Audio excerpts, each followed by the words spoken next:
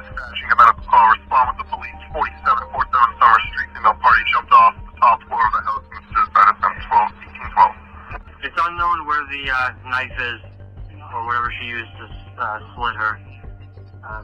She's in the... Looks like they're pinging around the back. We'll get that info now. I'm going to get all 3 mutual aids at this time. I'm getting you 3 mutual aid ambulances. I struck the box. We got 3 on the way. But yeah, I got 1 deal. I got 4 patients total. 7 Summer Street. 30 ambulance in for a suicidal situation. As the sun set on January 24th, 2023, Patrick Clancy, a father of 3, rushed back to his home in Duxbury, Massachusetts after a brief errand. But what he found there was something out of a nightmare. His wife Lindsay lay severely injured in the backyard, and their children, aged 5, 3 and 8 months, were unresponsive in the basement. The entire town was in shock as the news of the tragedy spread like wildfire. And in the investigation that unraveled, the truth was more disturbing than anyone could have ever imagined. What could have possibly happened in that short span of time when Patrick was away? And what secrets were hiding behind the closed doors of the Clancy household? Hi, and welcome back to Most Amazing Info C4 Crime Storytime series. Today we're looking at the disturbing case of Lindsay Clancy. But first, if you haven't subscribed to our channel, it is consider hitting the subscribe button and the bell icon below. So without any further ado, let's dive right into this mystery. Duxbury, Massachusetts is a small coastal town located about 35 miles southeast of Boston. With a population of just about 16,000 residents, Duxbury is known for its charming New England-style homes and historic landmarks. The town also boasts a number of beautiful parks and recreation areas, including Duxbury Beach, where residents and visitors can enjoy swimming, fishing and boating. Overall, Duxbury is a charming and idyllic town that offers something for everyone. Whether you're interested in history, outdoor recreation, or the arts, there's plenty to see and do in this picturesque coastal community. And it's here that our story begins. In 2016, Patrick and Lindsay Clancy tied the knot in a beautiful ceremony that left everyone in awe. Fast forward to 2 years later in 2018, the couple took a leap of faith and purchased a charming home on 47 Summer Street in Duxbury, Massachusetts. It was the start of a new chapter in their lives. As their love bloomed, so did their family. In the space of 6 years, the couple were blessed with 3 beautiful children. In 2018, they welcomed their firstborn, a delightful girl they named Cora. And 2 years later, their family grew with the arrival of a bouncing baby boy named Dawson. But that wasn't the end. On May 26, 2022, the Clancys welcomed their newest bundle of joy, a baby boy named Callan. The Clancys' children were a beautiful blend of unique personalities, and their journey together was nothing short of enchanting. Cora, for instance, was a beautiful girl with a heart of gold. She dreamed of being a doctor and a mother someday, and often practiced by giving her little brother Callan checkups, which melted her parents' hearts. Dawson, the second-born, had bold brown eyes that sparkled with warmth and friendship. He had a natural talent for humor and was incredibly generous, always willing to share his toys with others. The youngest of the Clancy bunch, Callan was the epitome of a happy baby. From the moment he was born, he hardly ever fussed and was always smiling. His parents affectionately nicknamed him Happy Callan because of this. Lindsay and Patrick were the ultimate parenting duo, with a deep love and devotion to their children that knew no bounds. Lindsay was the embodiment of motherhood, paying close attention to every little detail when it came to her kids. As a labor and delivery nurse at Massachusetts General Hospital, Lindsay was no stranger to caring for others, but her passion for her children knew no bounds. Her love for them was evident in everything she did, from working out while carrying her little ones to pushing Dawson in his stroller while Cora pedaled her tricycle beside her. Every moment spent with her children was precious to her, and she savored every second. Patrick was no less dedicated to his family. He was a businessman and had a home office in the basement of the family house. But despite his busy schedule, he was always eager to take his kids on adventures and explore the world with them. From scooting through the park to skiing down the slopes, nothing was too big or small for this loving father. He knew that his children were his purpose in life, and he never took that responsibility for granted. Watching them grow and thrive was a true joy for him, and he knew that his love for them would only continue to grow with each passing day. For a while, life seemed to be going perfectly for the Clancy family. They were happy, healthy, and filled with love. But all of that was about to change in an instant, when tragedy struck without warning. On the morning of January 24, 2023, the world was coated in a pristine blanket of snow. Lindsay and her daughter Cora were up early for Cora's pediatrician appointment. Lindsay, who'd been on maternity leave since her youngest son Callan was born, was eager to ensure that her daughter was in perfect health. After their appointment, Lindsay and Cora returned home and joined Dawson outside in the snow. They giggled and played in the snow and built a magnificent snowman. Lindsay captured the moments through pictures, sharing the joy with her mom and husband. The day quickly went by, and as the afternoon set in, Lindsay began to think about dinner plans. She searched online for the driving time to the 3V, a restaurant in Plymouth. Later at 4:47 p.m., she phoned CVS Pharmacy in Kingston to inquire about children's Miralax, a laxative medication for kids. Unfortunately, the manager informed her that they didn't have it in stock, but suggested some alternatives. As she got off the phone with the pharmacy, she texted her husband Patrick, who was working in his home office in the basement, asking if he wanted to order takeout for dinner. He agreed, and she quickly placed an order for a Mediterranean powerball for herself and a scallop and pork belly risotto for him. She also asked him to pick up the kids' medication on his way back. At 5:10 p.m. the order was placed, and a few minutes later Patrick headed out to pick up the takeout and medication. As the clock struck 5:33 p.m., Patrick pulled into the CVS Pharmacy parking lot in Kingston. He rushed to the children's aisle and reached for his phone to call Lindsay and confirm the medication they needed, but there was no answer. A minute later, Lindsay called back and was able to confirm what he was to get. He picked up the food, and the Mediterranean power bowl and scallop and pork belly risotto filled his senses. He couldn't wait to get back home to enjoy the meal with his family, but as he drove back home, blissfully unaware of the tragedy unfolding, he had no idea that his life was about to change forever. As Patrick pulled into the driveway of his home, he couldn't help but notice the eerie silence that hung in the air. There were no sounds of laughter or giggles from his kids, which was highly unusual. His heart racing. He quickly got out of the car and made his way to the house. As he stepped inside, he called out for his wife and children, but there was no response. The emptiness of the house made him feel like he had entered a horror movie set. He began to ascend the stairs, his heart beating faster and faster with each step. When he reached their second-floor bedroom, he found the door locked. This made him suspicious, and his mind raced with thoughts of what could have happened. He jiggled the handle of the door a few times, but it wouldn't budge. Growing impatient and scared, he eventually forced the door open, and his eyes fell upon a gruesome sight. The floor was covered in blood, and the window was wide open, flapping in the breeze. Fear gripped his heart. A quick glance outside the window and his worst fears were confirmed. Lindsay was lying motionless on the ground 20 feet below. It was a scene straight out of a nightmare. As he stumbled out of the bedroom and rushed to the backyard, his mind was in a frenzy. He found his wife lying broken on the ground with blood pooling around her wrists. His heart sank at the sight, but he was relieved to see that she was still breathing and conscious. When he asked her what had happened, she told them, to his surprise, that she tried to kill herself and jumped out of the bedroom window. Patrick's mind went into overdrive. How could this be happening? He quickly dialed 911 and... Sorry, dispatching a medical call. Respond with the police. 4747 Summer Street. Female party jumped off the top floor of the house and suicide attempt 1812. It's unknown where the knife is, or whatever she used to slit her. She's in the... Looks like they're pinging around the back. We'll get that info now. I'm going to get all 3 mutual aids at this time. I'm getting you 3 mutual aid ambulance cabs. I struck the box. We got 3 on the way. Look, I got 1 deal. I got 4 patients total. Summer Street. 3rd ambulance in for a suicidal situation. Blamed the situation to the operator. As he waited for the ambulance, he wondered where their children were.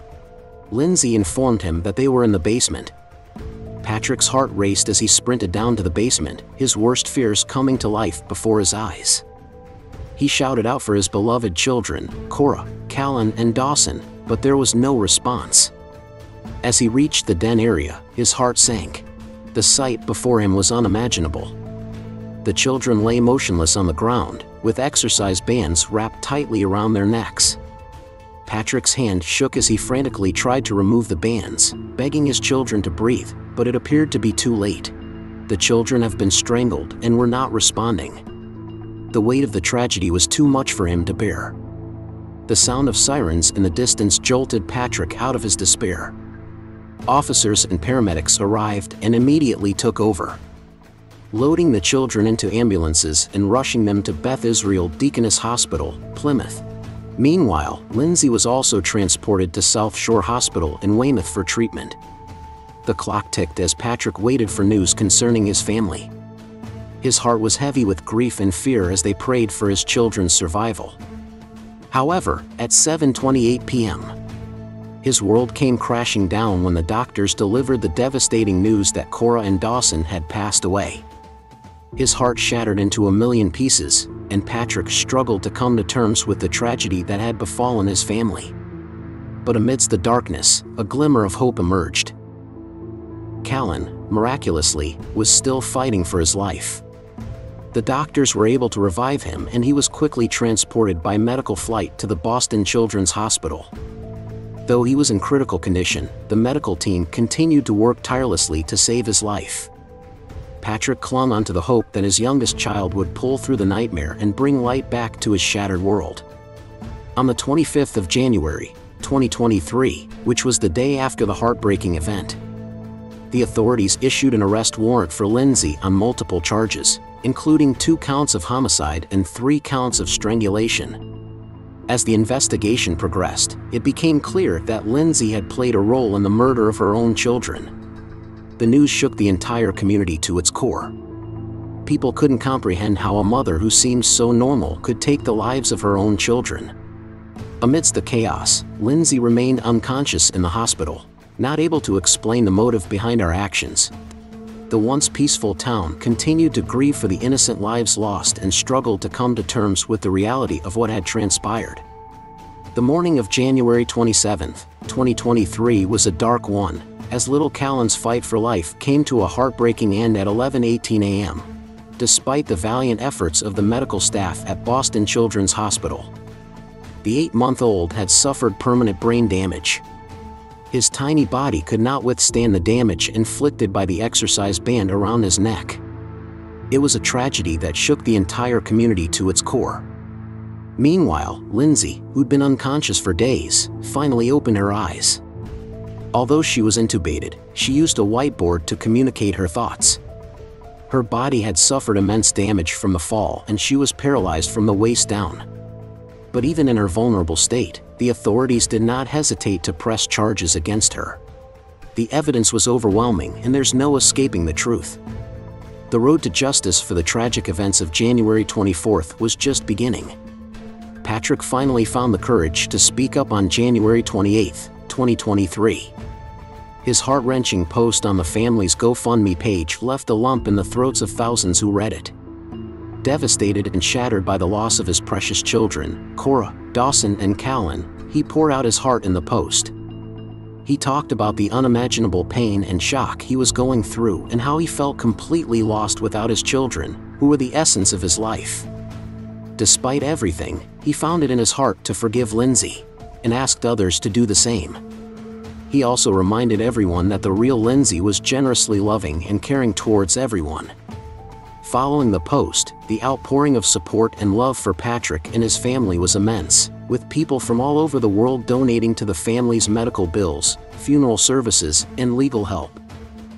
On February 6, 2023, Lindsay made a phone call to her husband in the presence of Dr. Paul Ziesel, a renowned psychologist who had been hired by her lawyer to assess her mental state.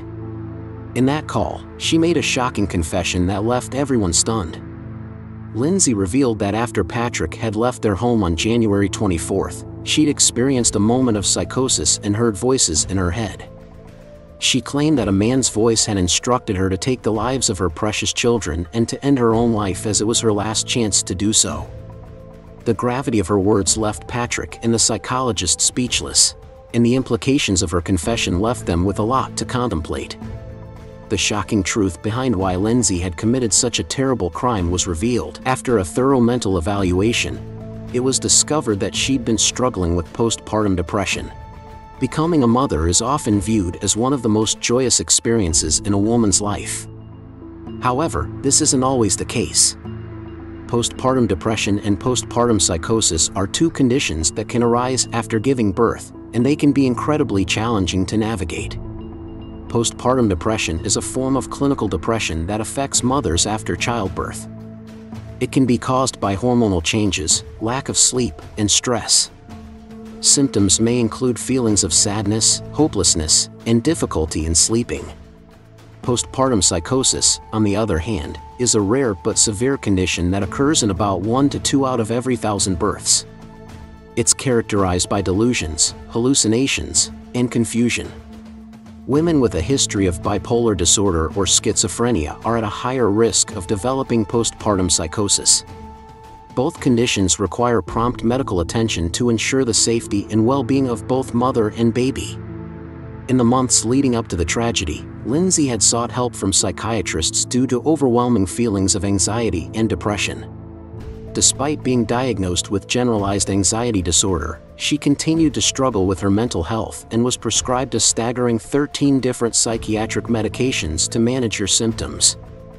These included powerful drugs such as clonazepam, Valium, Prozac, sertraline, and lorazepam, all of which had significant side effects and potential risks. Despite her husband Patrick's account that she took these drugs as prescribed, Lindsay shared with them in December 2022 that she was in thoughts of harming their children. On January 1, 2023, Lindsay checked herself into McLean Hospital in Massachusetts. After being admitted, she was taken off some medication and put on others before being discharged on January 5. In the following weeks, her husband Patrick inquired if she was still having the thoughts, and Lindsay responded that she was not. As all these details about Lindsay's mental health emerged, it became clear that her actions might have been as a result of her struggles with postpartum depression. This would later be a key factor in her defense in court. As the camera zoomed in on Lindsay's pale face, she looked almost unrecognizable with a neck brace and mask covering most of her features. It was Tuesday the 7th of February, 2023, and Lindsay was lying paralyzed in a hospital bed as she appeared for a virtual arraignment via Zoom. This was the first time the public had seen her since the tragic deaths of her children. As the court proceedings began, both Lindsay's defense attorney, Kevin Reddington, and the prosecutors were in agreement that her family knew of her worsening depression and unsettling thoughts following the birth of her son Callan in May 2022. Following this, Reddington argued that Lindsay had been suffering from postpartum depression and possibly postpartum psychosis. But prosecutors refuted the claim. She never indicated that she was hallucinating, delusional, or had disordered thoughts or speech. The exchange was tense, with both sides trying to prove their point. In a shocking turn of events, prosecutors revealed that Lindsay had been keeping notes on her phone about her feelings.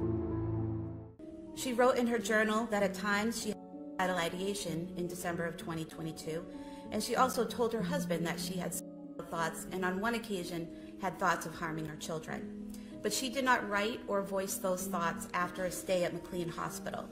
When she had those thoughts, she consulted with a psychiatrist and with her husband, and then she committed herself to McLean Hospital on January 1st, 2023. She was discharged by the hospital on January 5th, 2023. And the hospital did not file any paperwork at that time attempting to have her committed as a danger to herself or others. The revelation left everyone in the courtroom speechless, shedding light on the extent of Lindsay's mental struggles. Prosecutors also made another shocking revelation about Lindsay's state of mind after her children's death. They stated that 3 days after the incident, while still intubated and barely conscious, Lindsay reportedly scribbled a note saying she needed an attorney. prosecutors pointed out this was one of the first things she asked about, suggesting that she was fully aware of her actions and their consequences. In their view, this showed that Lindsay was not suffering from a complete lack of mental capacity, but rather acted with a degree of intentionality. Due to this, prosecutors further argued that the murders of Lindsay's children were not impulsive acts, but had been meticulously planned. The defendant did not take advantage of the situation when her husband left the home that night. She created the situation, and she used Apple Maps to make sure she would have enough time to strangle each child before her husband returned from where she had sent him. The defendant is a danger to herself and others. She planned these murders, gave herself the time and privacy needed to commit the murders, and then she strangled each child in the place where they should have felt the safest, at home with their mom. The evidence came from her phone records, which showed the searches she made on the day of the murders. The air was thick with tension as Lindsay's defense attorney, Reddington, rose to address the court. He argued that the murders of Lindsay's 3 young children were not premeditated, but rather a tragic result of the country's failure to properly address the mental health needs of new mothers. Reddington painted a vivid picture of a woman who was failed by the medical professionals who were supposed to help her. He pointed out that Lindsay was prescribed a cocktail of medications that did more harm than good, leaving her unable to experience genuine emotions. We all know that this woman is, as counsel concedes apparently, a danger to herself. I question whether she would ever make it to a trial. She's extremely emotional. However, she's unable, and has been unable, to express any happiness or sadness or cry. And in fact, sometime about a month or 2 ago, she made the comment, "I just wish that I could feel something." The drugs had left her in such a state that she was now under 24/7 suicide watch. The defense attorney's words were met with mixed reactions in the courtroom. Some nodded in agreement, while others seemed skeptical of his claims as the courtroom proceedings continued. A wave of letters of support for Lindsay flooded in, telling stories of their own struggles with postpartum depression and rallying to her defense. From old friends to complete strangers, each letter vouched for her character, slamming her extensive list of medications and expressing their firm belief that Lindsay could not have been responsible for the death of her 3 beloved children.